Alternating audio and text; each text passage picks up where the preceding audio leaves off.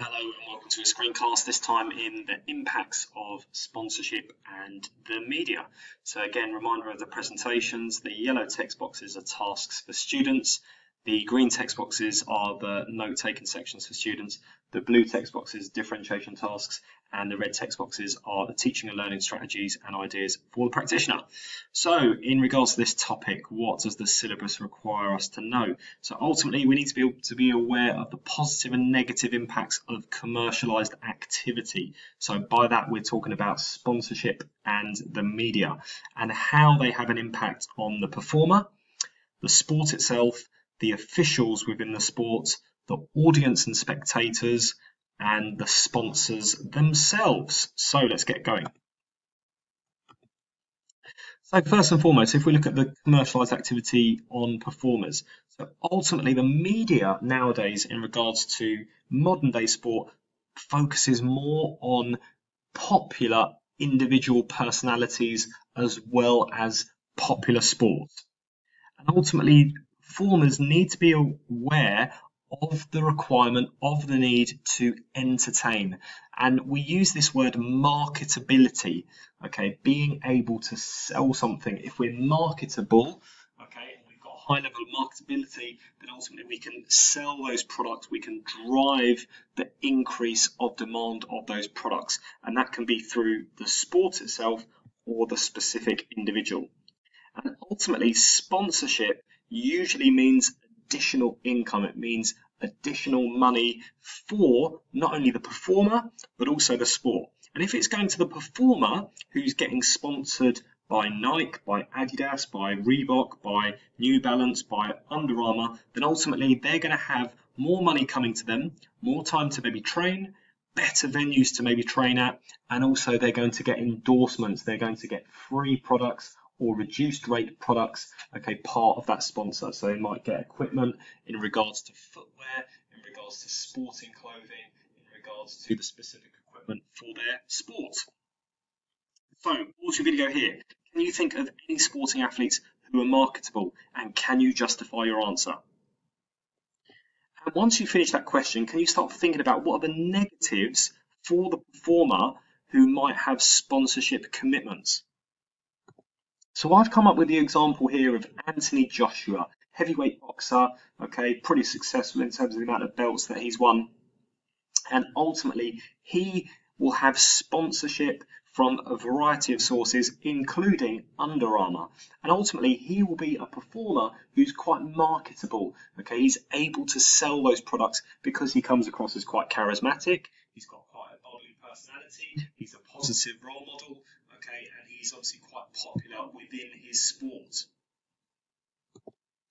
So, what are some of the negative impacts in regards to commercialized activity on the performer?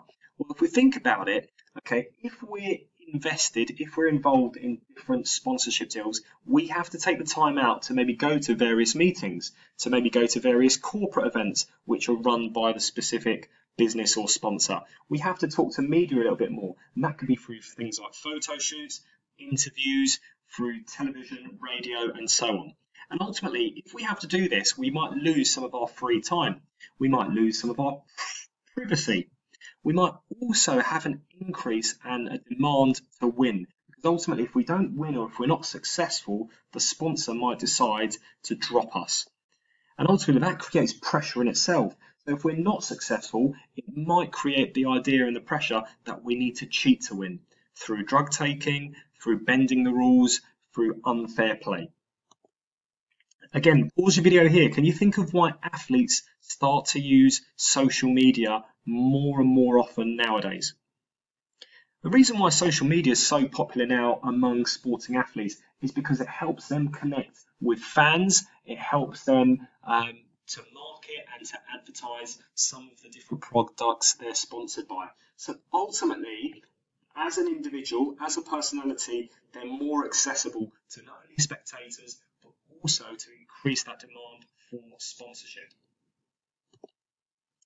So let's think about the impacts in regards to commercialised activity on sport.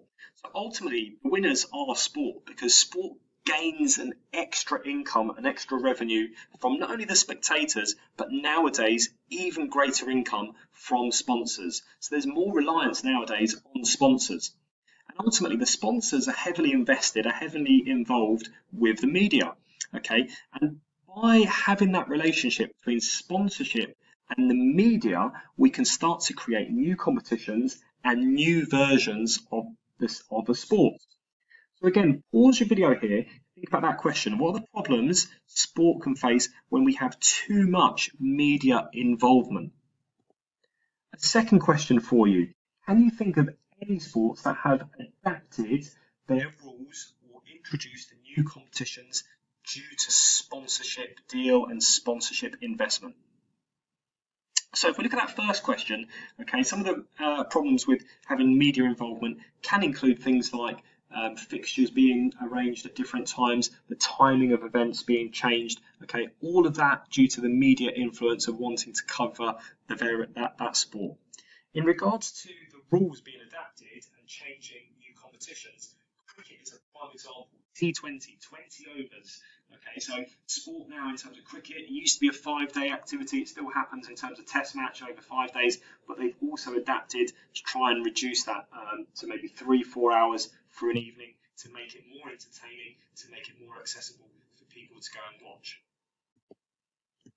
Let's focus on this commercialised activity and think of a negative aspect in regards to sport. So ultimately, money is big, okay, but only for the big popular sports. So things like football, things like rugby. The minor sports, badminton, rowing, some other minor sports will get little funding, okay, from commercialisation.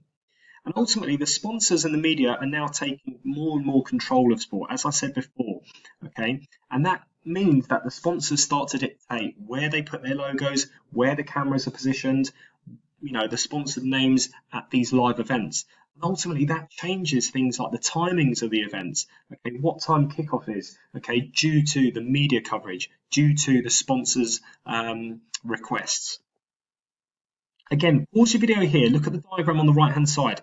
Can you explain the changes in income for the broadcasting rights that have changed in the Football Premier League since 1992? Okay, so hopefully you looked at the graph, hopefully you've underlined the fact that there's been a massive increase over the years since 1992 all the way through to 2020. Okay, we can see broadcasting rights, the amount of money being invested from covering the Premier League through TV rights such as BT, Sky Sports has increased dramatically. 2016 to 2019, Sky and BT together paid £5.1 billion to ensure that they had the rights to show the different matches. Whereas in 1992, it was only 0.2 billion.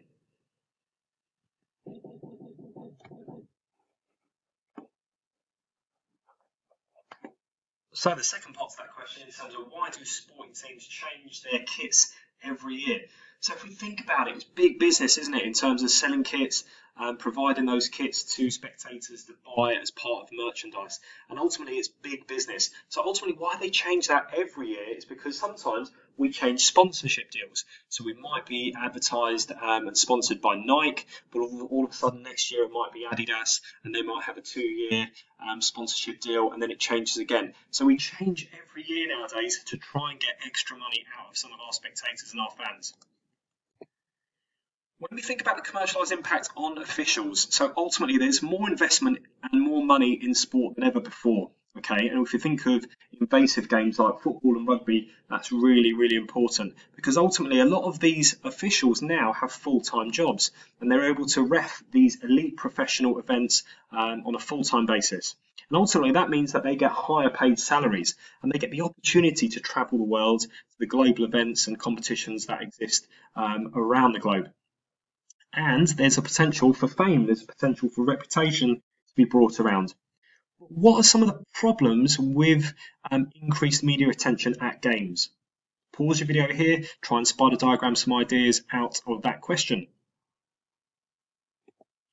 So when we think of the negative impacts and the problems that might be faced by media involvement and sponsorship, we think about the fact that there's greater spotlight over decisions. And ultimately, officials nowadays have higher pressure, not only from spectators themselves and the players themselves, but also being dropped by their own peer-reviewed panels. The criticism that happens for officials, okay, is relentless, and it can be relentless because it comes from sometimes the pundits who are reviewing the games, and also through social media and the general public. And ultimately, that means that there's been a move and a drive towards technology officiating a little bit more. What would happen if we didn't have officials in sport? Pause your video here, see if you can answer that question. Well, ultimately, we wouldn't have competitive sport. Officials are really important for us to have. So we do criticise them as a general public, and we've got to be careful about that. In order for us to have more officials in the game in the future, we need to make sure that we nurture them. Okay, we teach them, we coach them properly so that they're making more and better decisions consistently. Because ultimately, without them, sport wouldn't exist. When we think of the impacts on the spectators themselves, again, we have more money available to be spent on better players, and that helps in terms of us watching that popular activity, because ultimately if we're watching sport which is of a higher standard, it increases our experience, doesn't it? And ultimately we have an improvement in regards to facilities, stadiums being built nowadays, which enhance that spectator experience. We also have the audience experience through things like TV replays, analysis, statistics, camera angles. We have the red button for things like Wimbledon so we can watch the specific game we want to watch. And that audience experience now through TV is better than it ever has been. High definition channels, high definition platforms in regards to TV, which enhances that experience in a positive way. We also have media coverage through dedicated channels, Sky Sports News, the internet, BBC in regards to a sporting website, radio channels, Talk Sport, for example, lots and lots of outlets in regards to media coverage. And that's what I mean in terms of the dedicated channels, Sky Sports, BT, we've got the BBC, ITV, Channel 4, covers horse racing, things like that. So there's lots and lots of sport out there being shown. Again, pause your video. Can you think of any negatives to the spectator experience? Well, ultimately, the reason why media is so good at covering sport is because it tries to ensure that it's got as much positive as it can do in regards to insights and so on for spectator experience. The only negative really might be that it can isolate some spectators, because ultimately if they're sat at home rather than going to the live event, then they could be isolated and feel that they're on their own. When we think of the impacts on sponsors themselves, if we look at the positives, ultimately through commercialization, through the media, we are publicizing our product, our brand. And if we're doing that, we can also ensure that our brand comes across and is perceived, is thought of in a positive way. So we try to link our products, our brands, to specific successful individuals. That's why you'll see the biggest brands going for the best players in the world, whether it be Tiger Woods, Rory McIlroy in regards to golf, whether it be in terms of tennis, Roger Federer, Rafael Nadal, Serena Williams. We could go on. Okay, we've got sponsorships coming all over the place there, because they want to ensure the status of the product is linked to the success of the performer. If the performer is successful, that's going to link to the increase in sales of the products, because we will deem that product as being positive and good because it's related to that positive role model.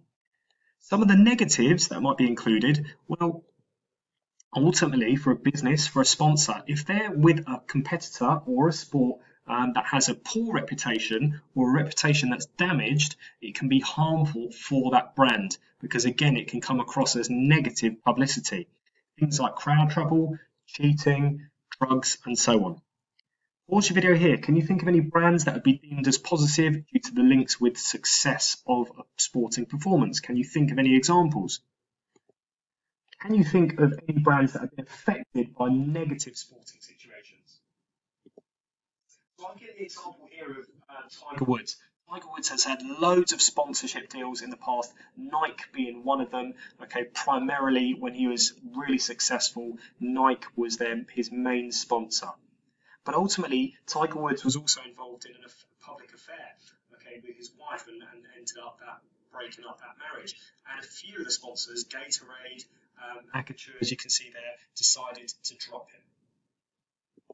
And finally, for the practitioners, go through the different strategies here, pause it, have a look through it, and the best of luck with the task.